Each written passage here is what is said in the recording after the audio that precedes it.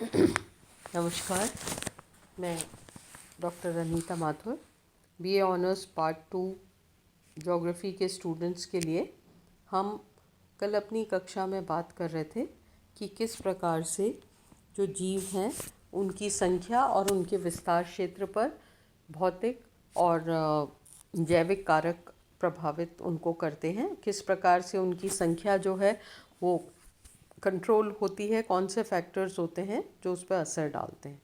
आज हम बात करेंगे स्थलीय जंतुओं के वितरण की। जो भी हमारा लैंड एरिया है उसमें किस प्रकार के जंतु हैं और किस प्रकार से उनका वितरण हम उसके बारे में देखेंगे। अगर हम विश्व स्तर पर जंतुओं के वितरण को देखें तो ये एक जीव मंडल एक इकाई है जो बहुत ही हम ये कहते हैं कि जो जंतु समुदाय है, जो एनिमल कम्युनिटी है, उसका प्रतिनिधित्व करती है। इसमें दो प्रमुख और क्षेत्रों में हम इसकी बात करते हैं। स्थलीय जंतुओं की बात करेंगे और जलीय जंतुओं की बात करेंगे। देखिए, जितना स्थल पर जंतुओं की संख्या है, जंतुओं का विस्तार क्षेत्र है, जंतुओं की प्रजातियां पाई जाती हैं, उसी प्रकार की स्थिति हमें जल के भीतर भी देखने को मिलती है। इसलिए हम उसे छोड़ नहीं सकते हैं। हम स्थलीय जंतुओं के साथ साथ हम जलीय जंतुओं की भी यहाँ पर बात करेंगे। और ये जो जंतु प्रदेश हैं, इनका तात्पर्य ये नहीं है कि अमुक प्रदेश में किसी खास प्रजाति या परिवार या के सभी जंतुओं का वितरण समान होता है या इसका किस प्रकार से हमें अध्ययन करना है, परंतु वास्तव में जो भी ये प्रजातियों का उद्भव होता है, माइग्रेशन होता है, डिस्पर्सल होता है, एक्सटिंक्शन होता है, इनके साथ साथ जंतु विकास का जो चरण है, जो कार्य है, वो भी निरंतर होता रहता है, जिसका रिजल्ट क्या होता है, जंतुओं का विश्व वितरण बहुत ये बहुत इजी या सिंपल ना होकर बहुत कॉम्प्लिकेटेड हो जाता है, क्योंकि सब चीज़ें यहाँ पर एक्टिव हैं। और इसके होते हुए भी विश्व में हम कुछ खास मंडल हमने या जोन्स हमने इस तरह से डिवाइड कर दिए हैं कि हम उन जोन्स के आधार पर हम इनका निर्धारण करते हैं। तो ये जो जंतुओं के विश्व वितरण प्रारूप के अध्ययन में जो मेन बातें हैं, जो इसको डिसाइड करने की बातें हैं, उसमें हम मेन इन चीज़ों का ध्यान रखते हैं। जैसे हम पहला पॉइंट ये मान सकते हैं कि भौतिक दशाएं जंतुओं की संख्या, उनकी प्रचुरता और उनकी डाइवर्सिटी या विविधता को निर्धारित करती है। और सबसे अधिक जो डाइवर्सिटी या विविधता है वो उष्णकटिबंधीय भागों में, जो उष्णकटिबंधीय स्थलीय भाग है, और जो फ्रेश वाटर एरियाज़ हैं वहाँ पर रीढ़ वाले जंतुओं की में बहुत ज़्यादा पाई जाती है। अब हमने एक सेंटेंस यहाँ पे आपको बताया कि उष्णकटिबंधीय भागों में बहुत ज़्यादा विविधता पाई जाती है। क्यों? क्योंकि इस क्षेत्र में या इस क्षेत्र की कैरिंग कैपेसिटी जो होती है वो अधिक होती है। कैरिंग कैपेसिटी कैसे अधिक होती है कि इस क्षेत्र में बहुत घने वन पाए जाते हैं, जीवों के लिए भोजन की उपलब्धता अच्छी मात्रा में होती है और पानी स्वच्छ होता है। तो ऐसी स्थिति में क्या होता है कि जीवों के जीने के लिए उनकी भोजन की आवश्यकता है सरलता से पूरी हो जाती है। इसलिए इस प्रकार के क्षेत्रों में जो पॉपुलेशन होती है उसमें उसकी डेंसिटी बहुत अधिक होती है।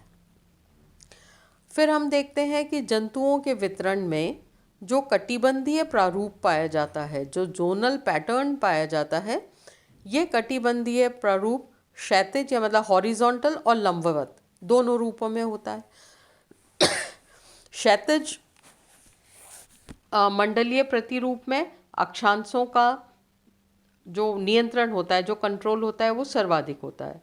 और प्रजातियों की जो विविधता होती है वो 0 डिग्री से ध्रुवों की तरफ घटती है। ये एक बहुत इम्पॉर्टेंट सेंटेंस है। इसको हम हमें डीपली इसको समझना होगा कि भूमध्य रेखा से जब हम ध्रुवों की तरफ जाते हैं तो इनकी संख्या कम होती जाती है। इसका मतलब जो भूमध्य रेखा का क्षेत्र है उस क्षेत्र में इनकी संख्या सर्वाधिक होती है। कारण मैंने आपको पहले पॉइंट में बता दिया, क्योंकि भूमध्य रेखा के आसपास के क्षेत्र में यहाँ पर जो भोजन की उपलब्धता है वो भोजन की उपलब्धता पर्याप्त मात्रा में होती है, इसलिए यहाँ पर जीवों की संख्या सर्वाधिक होती है। जो जंतुओं का प्रवास है और उसका उद्भव है वो इस मंडलीय विकास के रूप में ही ये सब हमें देखने को मिलता है। शीतोष्ण कटिबंधीय जंतुओं का विकास उष्ण कटिबंधीय जंतुओं के प्रवास के दौरान एक सब्ट्रैक्शन के रूप में होता है। तो इस पॉइंट पे हमें मेन बात ये समझनी है कि भूमध्य रेखा से ध्रुवों की तरफ जीवों की संख्या कम होती जाती है। फिर जंतुओं का जो उत्पत्ति केंद्र होता है वो एक विकिरण के रूप में होता है। विकिरण के रूप में से मतलब क्या है कि उसका जो प्रसरण होता है वो चारों तरफ होता है। मतलब हम एक स्पेशल डायरेक्शन नहीं बता सकते, पर हम ये मानते हैं कि उसका एक विकिरण के रूप में, एक रेडिएशन के रूप में, कि एक पॉइंट है जिससे चारों तरफ रेज निकल रही हैं। तो उस प्रकार से इसका जो डिस्पर्सल होता है वो भी सारे क्षेत्रों में होता है। फिर किसी भी क्षेत्र में जंतुओं की जो डाइवर्सिटी होती है वो उसके विसरण और उसके औपनिवेशीकरण के फलस्वरूप होती है। कि ये जो उसका फैलाव होता है वो किस कारण से होता है, क्योंकि इनका निरंतर डिस्पर्सल होता रहता है। जो इनका कंसंट्रेशन होता है वो स्तनधारी जंतुओं में ही ज़्यादा संभव होता है, क्योंकि जो उड़ने वाले पक्षी हैं या तैरने वाले जीव हैं वो तो निरंतर ज़्यादा अधिक गतिशील रहते हैं, पर जो स्तनधारी जीव हैं, मैमल्स जिसे हम कहते हैं, उनका कंसंट्रेशन हमें ज़्यादा देखने को मिलता है। फिर कुछ जंतुओं का वितरण जो है एक कि वो डिसकंटीन्यूअस या डिजेक्टेड श्रेणी के रूप में होता है। जैसे हमने एक उदाहरण एक किताब में देखा कि जो मूज नाम का हिरण है वो यूरेशिया में और उत्तरी अमेरिका का जो टैगा का क्षेत्र है उस मंडल में पाया जाता है, जबकि इनका जो वितरण है और जो सारी चीज़ें हैं जैसे फिशेस हैं, बहुत सारे उड़ने वाले जीव हैं, इनका वितरण बहुत असंबद्ध रूप में पाया जाता है और अलग अलग क्षेत्र में दूर दूर भी इनका विकास हमें देखने को मिलता है। कई बार क्या होता है कि द्वीपों पे विशिष्ट प्रकार के जंतु पाए जाते हैं और सागरीय अवरोधों के कारण उनका विसरण नहीं हो पाता। देखिए, विसरण के लिए भी आदर्श दशाएं जब तक नहीं होगी तब तक जीवों का विसरण नहीं हो पाएगा, क्योंकि उनके मार्ग की बाधाएं उन्हें उस पर्टिकुलर क्षेत्र से बाहर नहीं जाने देंगी। तो आप ये ध्यान रखिए कि जिन भी क्षेत्रों में इस प्रकार की स्थिति होती है वहाँ पर जो जीव है वो वहाँ से नहीं निकल पाते। जितने भी आइलैंड्स हैं वहाँ पर, जितने जो ये छोटे छोटे द्वीप हैं वहाँ पर इस प्रकार की स्थिति देखने को मिलती है।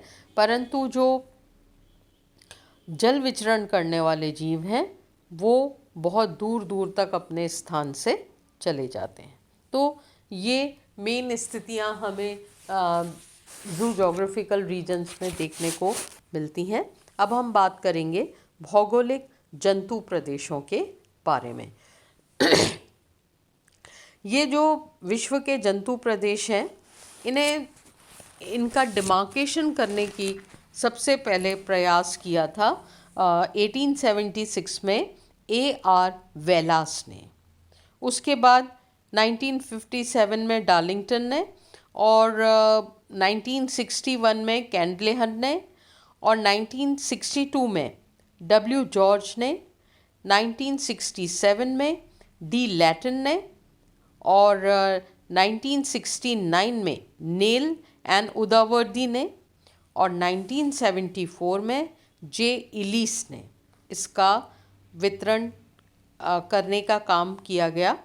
और आज भी हम जो वेलास है उसका जो डिस्ट्रीब्यूशन है उसको सबसे ज़्यादा सही मानते हुए, उसको सबसे ज़्यादा प्रैक्टिकल मानते हुए हमने मुख्य रूप से जंतु प्रदेशों को 6 भागों में विभाजित किया है।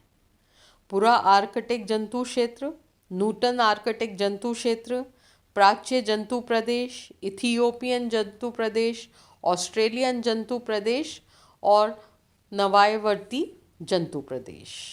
तो ये जो मेन है, इन 6 भागों में हमने इसको बांटा है।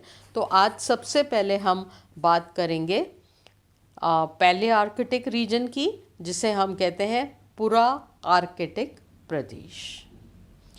अब हम ये बात करते हैं कि इसका विस्तार कहाँ कहाँ पाया जाता है।